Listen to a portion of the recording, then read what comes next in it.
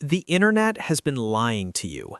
Every wealth guru on your timeline, every flashy TikTok ad, and every self-proclaimed entrepreneur in your feed is pushing the exact same narrative. If you want to be rich, you have to start a business. They sell you a dream of Ferraris, private jets, and escaping the matrix by quitting your 9 to 5. But here is the cold, hard reality that nobody in the hustle culture space is brave enough to tell you. For 90% of the people watching this right now, starting a business is actually the fastest way to stay broke. In fact, if your goal is simply to build a high net worth and enjoy a stress-free life, launching a startup might be the single worst financial decision you ever make. Today, I'm going to show you the math they don't want you to see, and I'm going to give you a blueprint for wealth that actually works.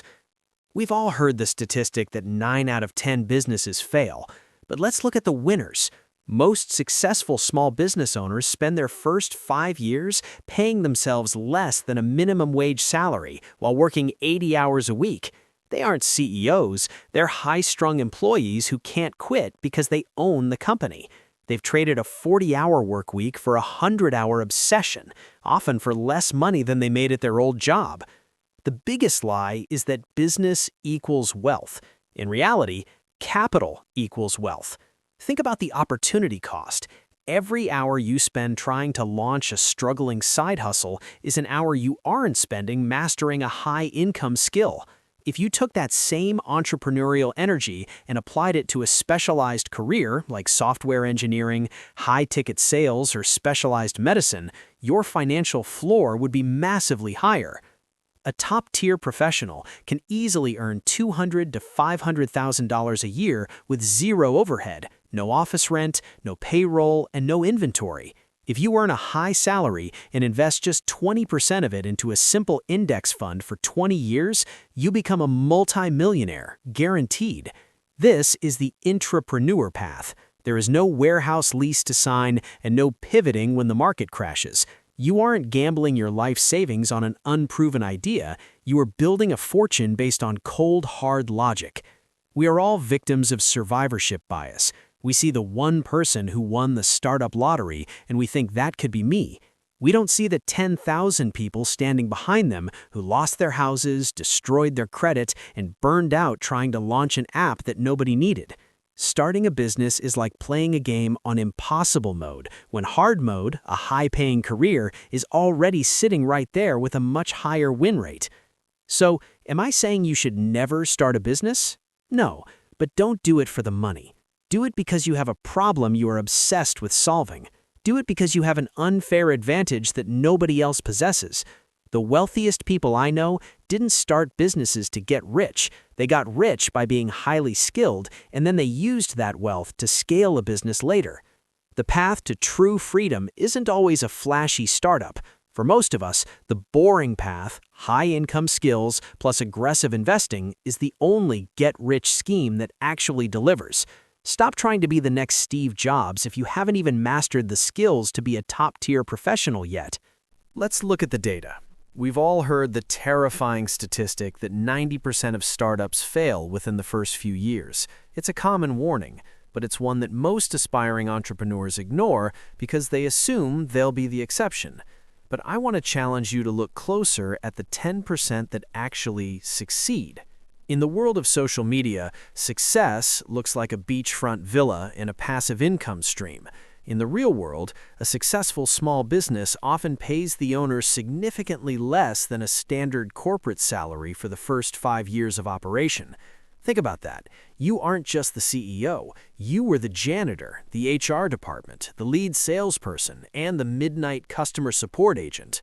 Let's run a quick comparison between the employee and the new founder. The employee works 40 hours a week. They receive a guaranteed paycheck every 2 weeks, a 401k match, paid vacation time, and comprehensive health insurance. When they clock out at 5 p.m., their work life ends. Their risk is capped. Now, look at the new founder. They are likely working 80 to 100 hours a week. For the first 2 years, they often take $0 in salary. Instead of building a retirement fund, they're actively draining their personal savings to keep the lights on. They carry 100% of the liability. If a customer sues, or the market shifts, or a global pandemic hits, it's their house on the line. The brutal truth is that most businesses aren't wealth engines. They don't generate money while you sleep. Instead, they're just high-stress jobs that you can't quit because you own them. You've traded a boss you didn't like for 1,000 customers who are even more demanding. When you look at it through the lens of risk-adjusted returns, the corporate path isn't playing it safe, it's playing it smart. You are essentially betting your life savings on a coin flip where the prize is often more work for less pay. Before you print those business cards or register that LLC, ask yourself, are you looking for freedom or are you just looking for a way to work harder for a smaller piece of the pie? Most people aren't building an empire, they're building a cage. In the real world, that's not how it works. In reality, capital equals wealth. When you start a business from scratch, you are taking your most valuable, non-renewable asset, your time, and pouring it into an unproven, high-risk machine. You are gambling with your years, hoping that this machine will eventually spit out a profit. But while you're busy trying to build the engine, you're missing out on the most powerful wealth-building tool in existence, the opportunity cost trap. Think about it. If you took that same obsessive energy, those 80-hour work weeks, and that relentless hustle, and applied it to a high-skill career instead, the math changes instantly. If you become a top-tier software engineer, a specialized surgeon, or a high-end sales executive, you can easily clear $200,000 to $500,000 a year. And here is the best part. You do it with zero overhead. You don't have a warehouse lease. You don't have a payroll to meet every Friday. You don't have to worry about supply chain disruptions or Facebook ad costs. Your only inventory is your expertise. Let's look at the math of the intrapreneur. This is the person who treats their career like a business, but without the structural risk. If you earn a $200,000 salary and simply invest 20% of it into the S&P 500 for 20 years, you become a multimillionaire. It's not a maybe, it's a statistical near certainty based on a century of market data.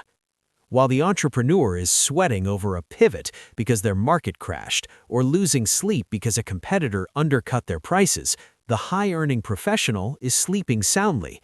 Their wealth isn't tied to a single fragile entity, it's tied to the global economy.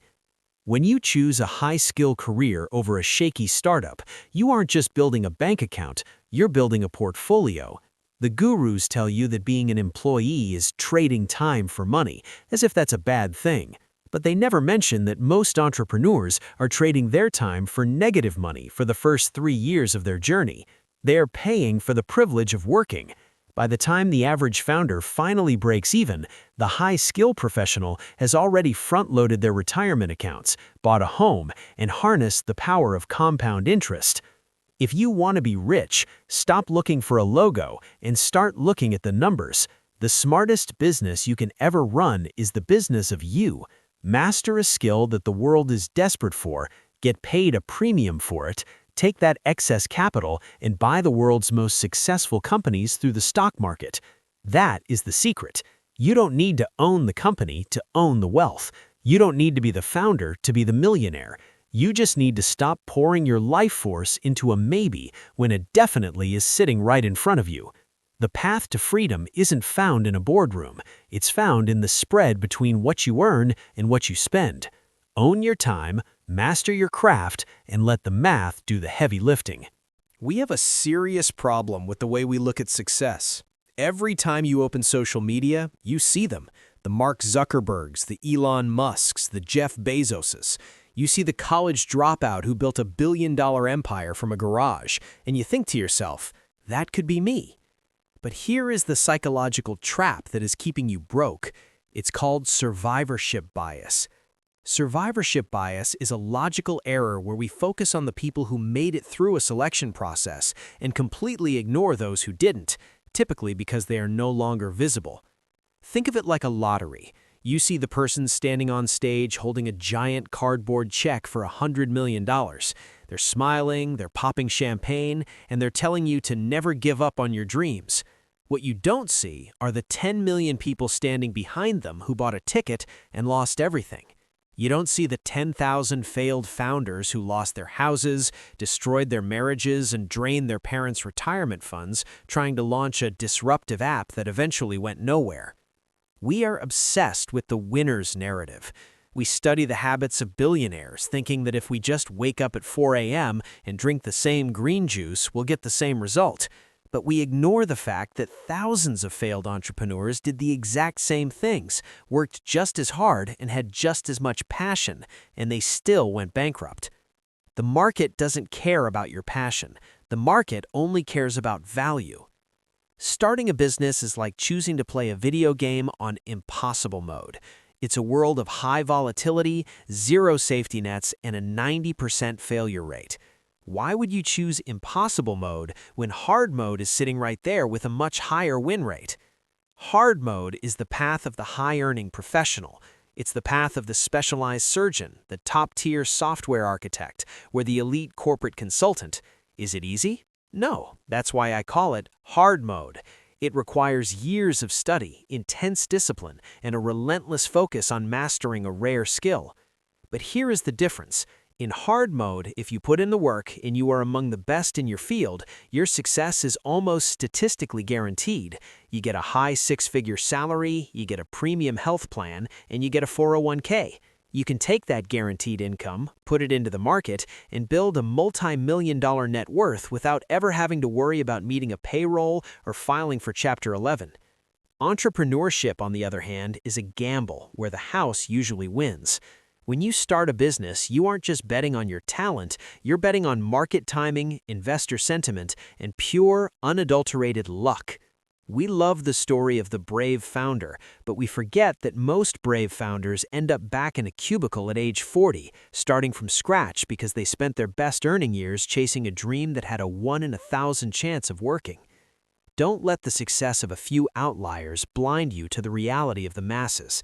If you want to be rich, stop looking at the one person who won the lottery. Start looking at the math, start looking at the risk, and most importantly, stop playing a game where the odds are stacked against you before you even begin. Master a skill, build your capital, then and only then consider the gamble. So, am I saying you should never start a business? Of course not, but I am saying you should never do it just for the money. If your only motivation is a bigger bank account, there are much safer, faster, and less painful ways to get there.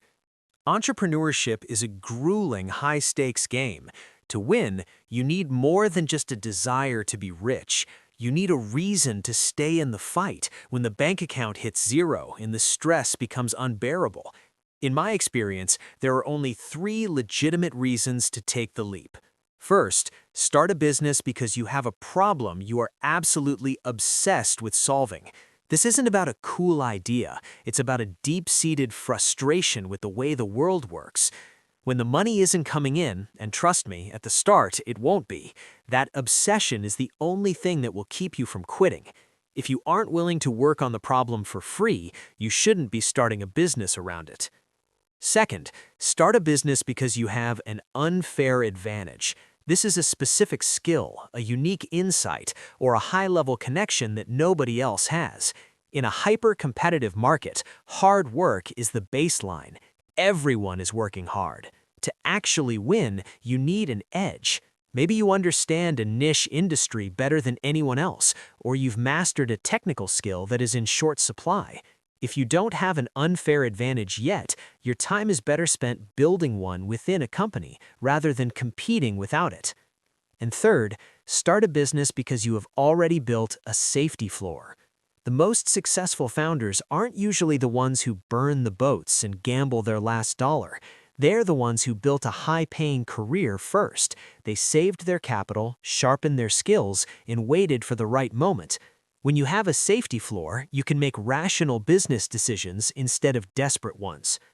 The most successful people I know didn't start businesses to get rich. They got rich by being world-class, highly skilled professionals first.